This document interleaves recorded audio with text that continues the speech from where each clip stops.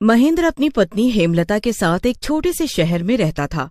महेंद्र बहुत ही गरीब था और उसकी पत्नी हेमलता काफी समय से बीमार चल रही थी। महेंद्र के अपने 8 बच्चे थे, जिसकी वजह से महेंद्र को घर चलाना बहुत ही भारी पड़ता था। वे दिन रात काम करके भी उतने पैसे नहीं कमा पाता था जिससे कि वो अपने 8 बच्चों को भरपेट खाना खिला सके और अपनी बीमार पत्नी का ठीक से इलाज करा सके। एक रोज महेंद्र काम करके घर लौटता है तो देखता है कि उसके घर में उसके 8 बच्चों के साथ 2 और बच्चियां खेल रही हैं।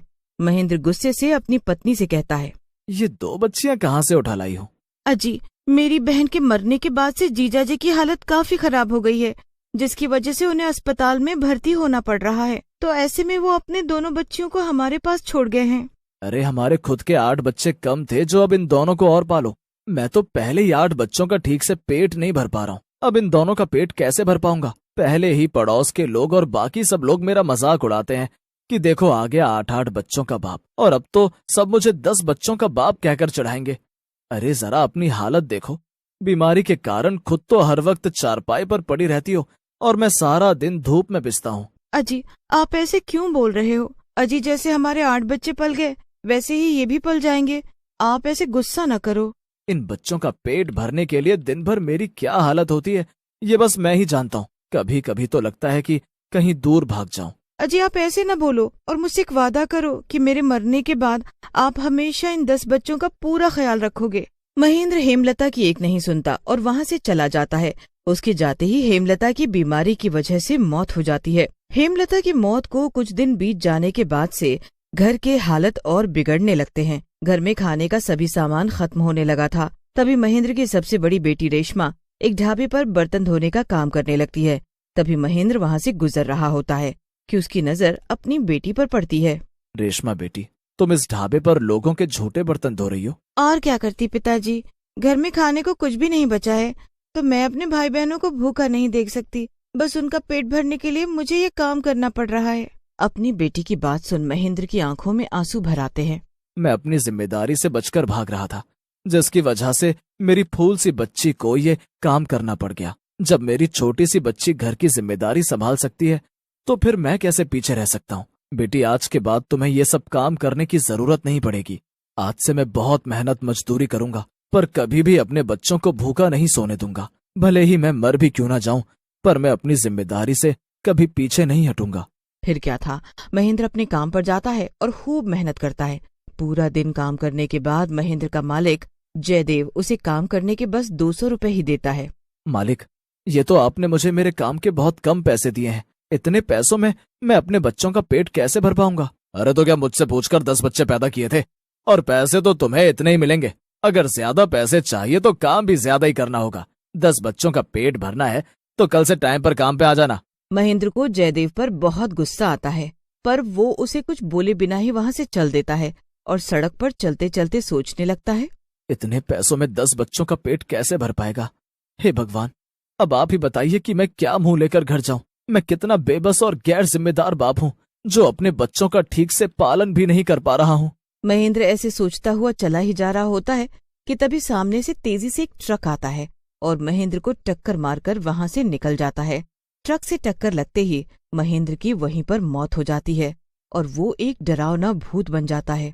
हे भगवान, ये क्या कर दिया तूने? अब मैं अपने बच्चों का पेट कैसे भरूंगा? मैंने अपनी बेटी से वादा किया था कि मैं बाप होने की पूरी जिम्मेदारी निभाऊंगा। मैं कभी भी उन्हें भूखा सोने नहीं दूंगा। हाय रे, अब मैं क्या करूं?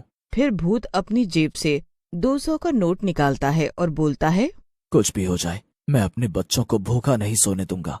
उसके लिए फिर चाहे मुझे कुछ भी क्यों ना करना पड़े। फिर भूत फिर से महेंद्र के रूप में बदल जाता है और उन 200 रुपए से खाने पीने का सामान लेकर अपने घर जाता है। पिताजी, आप आ गए? मैं कब से आपका इंतजार कर रही थी। बेटी, तुम बच्चों को खाना खिला देना और खुद भी खा लेना। मुझे भूख नहीं है, इसलिए मुझे खाना मत देना। ऐसा बोलकर महेंद्र अपने सभी बच्चों के पास जाता है, उन्हें प्यार करता है और उसके बाद चारपाई पर जाकर सो जाता है। अगली सुबह महेंद्र फिर से अपने काम पर जाता है, जहाँ जयदेव महेंद्र की लाल आंखों को देखकर बोलता है, क्या हुआ महेंद्र बेटा? लगता है तुम्हारे 10 बच्चों ने रात भर तुमको सोने नहीं दिया, तभी तो आंखें एकदम लाल हो गई हैं। अब 10 बच्चे पैदा करोगे तो ये सब तो झेलना ही पड़ेगा ही। हाँ, एक तो बेचारी महेंद्र भाई की पत्नी नहीं रही, फिर ऐसे में बेचारे महेंद्र को ही इतने सारे बच्चों का बोझ झेलना पड़ेगा। क्यों? महेंद्र को जयदेव की बात पर काफी गुस्सा आता है और वो गुस्से से जयदेव का गला पकड़ लेता है और भारी आवाज में बोलता है, जयदेव के बच्चे, तूने मेरे बच्चों को बोझ कहा? अरे तू तो खुद इस धरती पर एक बोझ है, और अगर आज के बाद तूने मेरे 10 बच्चों को लेकर मजाक उड़ाया ना, तो मैं तेरा खून पी जाऊंगा। अरे महेंद्र, ये क्या कर रहा है तू? तेरे अंदर कोई आत्मा वात्मा तो नहीं आ गई जो तू मेरा गला दबाना चाहता है? अरे अरे छोड़ मेरा गला। अगर मुझे जरा भी खरोच आई ना, तो मैं तुझे अभी के अभी काम से बाहर निकाल दूंगा। महेंद्र जयदेव का गला छोड़ देता है और मन ही मन बोलता है, इस जयदेव के बच्चे को अभी पता नहीं है कि मैं महेंद्र नहीं बल्कि महेंद्र का भूत हूँ। इसे तो मैं बाद में सबक सिखाऊंगा, फिलहाल तो मुझे काम पर लग जाना चाहिए। ऐसा बोलकर महेंद्र काम पर लग जाता है और अपनी भूतिया शक्ति से एक के बाद एक भारी भारी अनाज की बोरी अपनी कमर पर रखकर ट्रक में रखता जाता है। जयदेव अपने दोस्त गुलाब से कहता है, इस महेंद्र में आखिर इतनी ताकत कहाँ से आ गई? अनाज की बोरी तो ये ऐसे उठाकर ट्रक में भर रहा है जैसे इनमें रुई भरी हो। लगता है महेंद्र भाई को अपने 10 बच्चों वाला मजाक सहन नहीं हुआ, तभी तो देखो 10 बच्चों के नाम से उसके अंदर कितनी ताकत आ गई है। ऐसे बोलकर वो दोनों महेंद्र का मजाक उड़ाने लगते हैं। कुछ देर में शाम हो जाती है और सभी मजदूर थककर जयदेव से अपने काम के पैसे लेकर घर जाने लगते हैं। पर महेंद्र एक के बाद एक काम किए जा रहा था। जब रात हुई तो महेंद्र भी जयदेव से अपने काम के पैसे मांगने उसके पास जाता है। जयदेव महेंद्र को 500 रुपए देता है। महेंद्र को जयदेव की बात से बहुत गुस्सा आता है और वो गुस्से में आकर भूत के रूप में बदल जाता है। भूत भूत, अरे अरे मर गया रे, मर गया।